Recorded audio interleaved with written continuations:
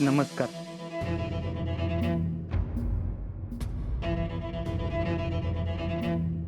येऊ का? हे तू कशाला आला रे इथं? हो फौजी चिडू नका. ए पहिले बाहेर उचल. अहो फौजी माफी मागायला आलोय. माफी? होय.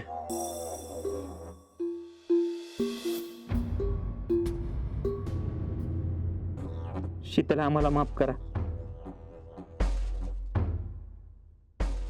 आमच्याकडनं जो काय गुन्हा झालाय तो अक्षम्य आहे. शीतल प्लीज मला माफ करा.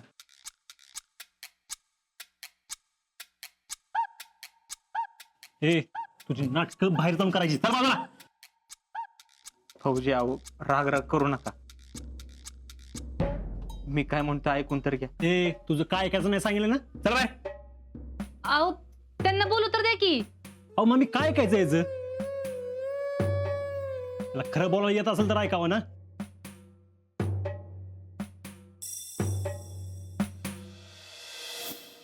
अहो फौजी सगळ्यांना सुधारायला एक संधी दिली पाहिजे ना. तुम्ही चिडलात, शीतलनं आम्हाला कानाखाली लावली, त्याबद्दल आमचं काही एक म्हणणं नाही. ते बरोबर होते. तुम्हाला तर सगळं पहिल्यापासून माहिती. आमचं शीतल बरोबर लग्न ठरलं. हा आम्हालाही वाटत होतंच की त्यांच्या बरोबर लग्न व्हावं. आम्ही पण स्वप्न रंगवली, सुपारी ठरली. पण एक दिवस अचानक असं कळतं सगळ्या गावातल्या लोकांसमोर हे आमचं लग्न नाही होऊ शकत. तरी मी शांत होतो. त्यांना लग्न करायचं नव्हतं, त्यांनी आधीच सांगायचं होतं ना. हा त्यांचा गैरसमज झाला तर त्यांची काही चूक नाही. आता काय घडलंय, चूक कुणाची आहे काहीच कळत नव्हतं. ह्याच्यामुळे आमची चिडचिड व्हायला लागली होती. त्यामुळे आमचा तोल सुटला आणि आम्ही चुकीचं वागलो. झाल्या प्रकारामुळे शीतलनं आम्हाला कानाखाली लावली.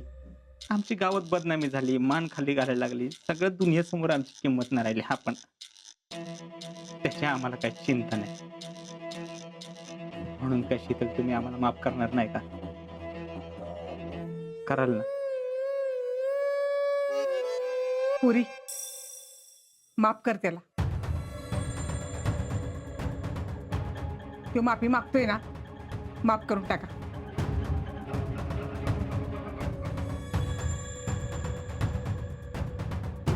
शीतल प्लीज मनापासून हार्टली सांगतो, प्लीज मला माफ करा.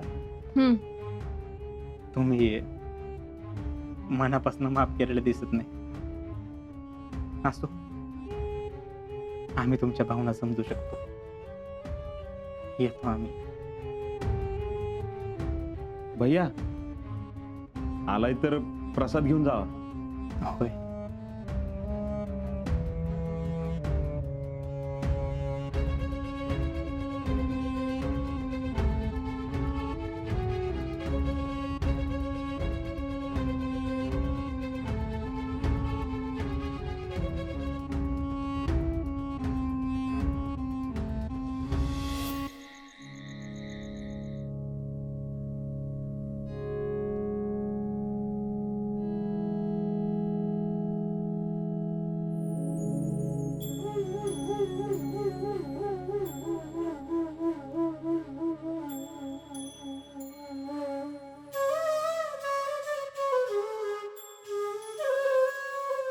जेव बर.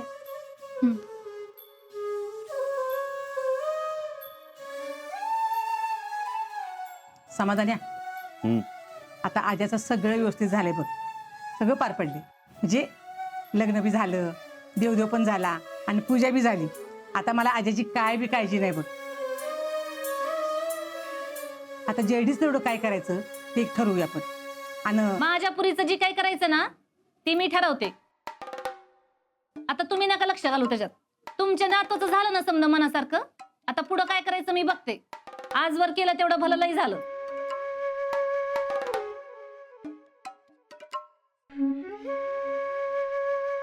काय जेवण चाललंय वय? हो राहुल्या, ये की रे जेवायला. जेवा जेवा, सावकाश होऊन दे. कर काय काम काढलंस? काम कशाला लागतंय मला? ते शक्र्याची म्हशी आली ना, मग आमच्या घरात खरवीच केला होता. लय जेवलो. म्हणलं जरा शतपावली करून यावं म्हणून आलो.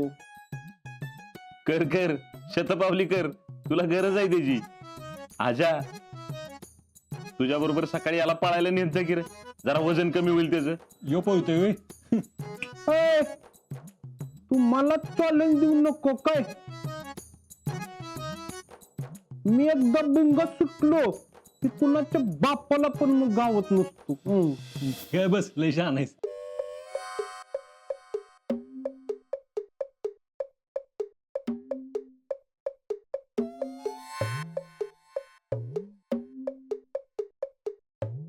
अय्यो! उंदीर! अरे कुठे अहो, ही काय आतमध्ये गेलाय. अहो एवढा मोठा आहे मामी. लय मोठा? थांबा की दुसरा पण हात पुढं करतोय की मी. एवढा मोठा. बया, माझं बचत गटाचं सामान समजा आतमध्येच आहे. अयो मामी मी बघतो जरा. अरे तू कुठं, तू बस. म्हणजे नव्या नवऱ्यानं असं भरल्या ताटावरनं उठायचं नसतं ना. हे असं काही नसते गप. ए, तसंच असतंय. अरे गप रे. अरे बरं दिसल का असं. मी ऐकती, मी कशाला आहे? मी करतो त्या उंदराला हँडलिंग. तुला काय नाही जमायचं, गपच जरा. ए, तुला माहित आहे ना माझ्या जवळ किती कॉन्फिडन्स आहे ती. जिजे सांग जरा याला. ए आजा, जाऊ दे, तू बघतो नका. गप जेवा तुम्ही. राहुल्या, जा बाबा, पकड लवकर त्या उंदराला. हा हा ठीक काय, चाललोच की मी. आस्क्या पिशवी घेऊन ये रे. राहुल्या, तू आशक्या कसं काय पटाक दिशी? हं?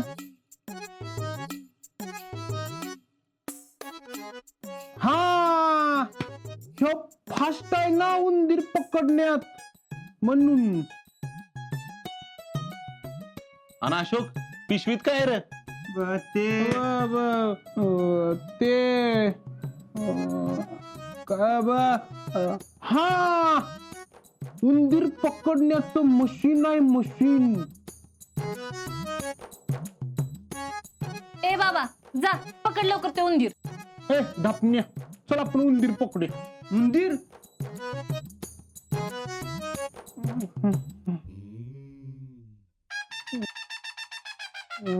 हा उंदीरच की. हो चल. अरे पण राहुल्या, आश्क्या आता काय बोलू नको न थोबड फोडी. म्हणजे दंगा केला तर उंदीर पळून जाईल ना. एक शब्द सुद्धा बोलू नको. चल.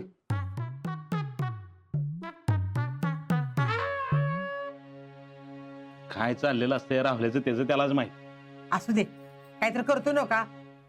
तुम्ही जेवा. हे रावल्याच्या डोक्यात काय तर शिजते.